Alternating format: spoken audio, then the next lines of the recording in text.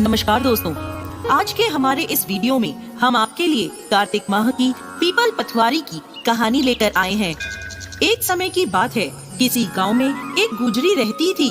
उसका पति और बेटा गांव के बाहर कमाने गए हुए थे। घर में सिर्फ गुजरी और उसकी बहू रहते थे। उसके पास एक गाय थी। सास ने एक दिन बहू से कहा कि जा और ये दूध दही बेच कर आ। बहू इससे पहले कभी भी घर के बाहर ऐसे कुछ बेचने नहीं गई थी, लेकिन सास को कैसे मना करे, इसलिए दूध और दही लेकर वो बेचने चली गई। रास्ते में उसने देखा कि कार्तिक माह में औरतें पीपल सींचने आई हैं। उन्हें देखकर वो उनके पास गई और उनसे पूछने लगी, ये तुम क्या कर रही हो? तो वो औरतें बोली, हम पीपल और पटवारी सींच रहे हैं। बहू को कार्तिक माह के बारे में कुछ भी पता नहीं था। उसने यह पहली बार देखा था। उसने पूछा, ऐसा करने से क्या होता है? औरतों ने उसे बताया कि ये कार्तिक माह में किया जाता है। कार्तिक माह का बहुत प्रभाव होता है। पूरे कार्तिक पीपल पटवारी सींचने से अन्न धन और सौभाग्य की प्राप्ति होती है।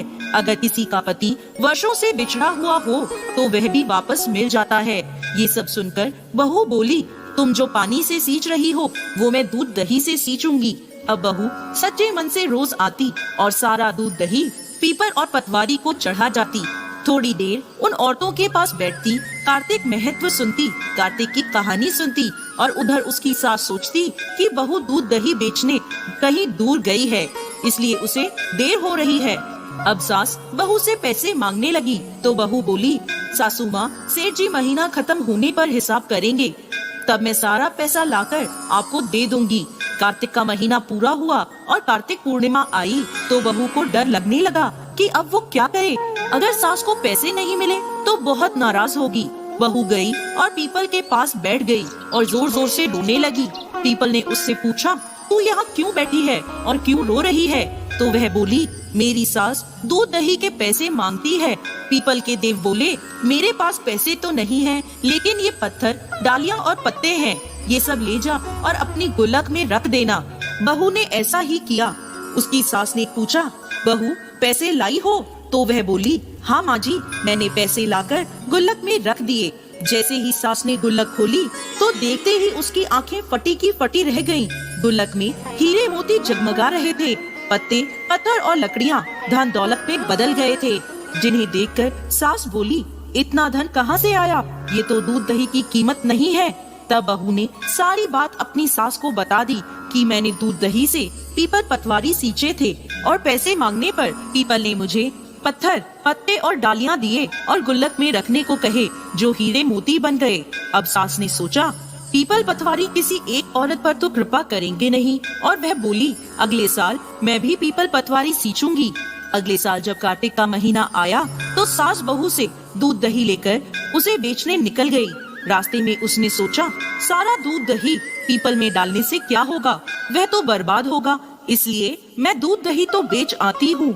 दूध दही बेचकर उसने दूध और दही के बर्तन धोकर पीपल और पटवारी पर चढ़ा दिए।